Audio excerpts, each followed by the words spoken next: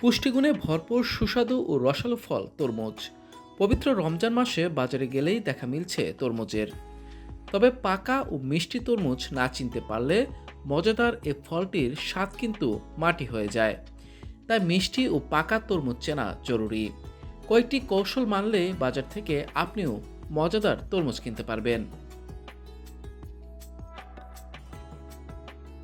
তরমুজের নিচের দিকে একটি দাগ থাকে, যেটি মাটির সংস্পর্শ থেকে তৈরি হয়। এই দাগটি যদি ক্রিম বা হলুদ রঙের হয়, তাহলে বুঝবেন তরমুজটি পাকা। তবে সাদা বা ফ্যাকাশে দাগ হলে তরমুজটি কাঁচা থাকার সম্ভাবনা বেশি। তরমুজের খোসা শক্ত এবং মসৃণ হওয়া উচিত। নরম বা দাগযুক্ত খোসা দেখলে বুঝবেন তরমুজটি নষ্ট বা অতিরিক্ত পাকা। খোসায় কোনো ফাটল বা অসমানতা থাকলে সেটি এড়িয়ে চলুন। এবার জেনে নিব তরমুজের মিষ্টি পরীক্ষার উপায়।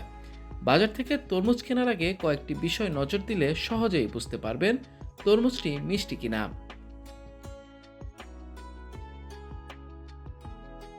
তরমুজের খোসার ছোট ছোট গাঢ় দাগ দেখলে বুঝবেন এটি মিষ্টি তরমুজ। এই দাগগুলো চিনির সংকেত দেয়, যা তরমুজের মিষ্টি স্বাদের ইঙ্গিত দেয়। তরমুজের টোকা দিলে যদি গম্ভীর শব্দ শুনতে পান, তাহলে বুঝবেন তরমুজটি রসালো এবং পাকা। তবে যদি ফাঁপা বা ভোঁতা শব্দ শোনায়, তাহলে তরমুজটি নষ্ট বা কম রসালো হতে পারে।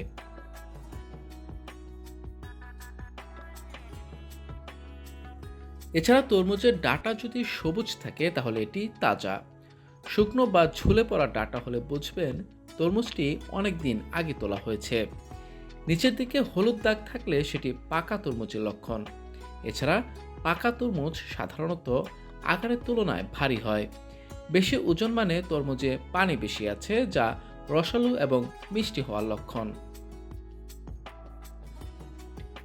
এই সহজ টিপসগুলো মেনে চললে আপনি সহজেই বাজার থেকে মিষ্টি এবং রসালো তরমুজ কিনতে পারবেন।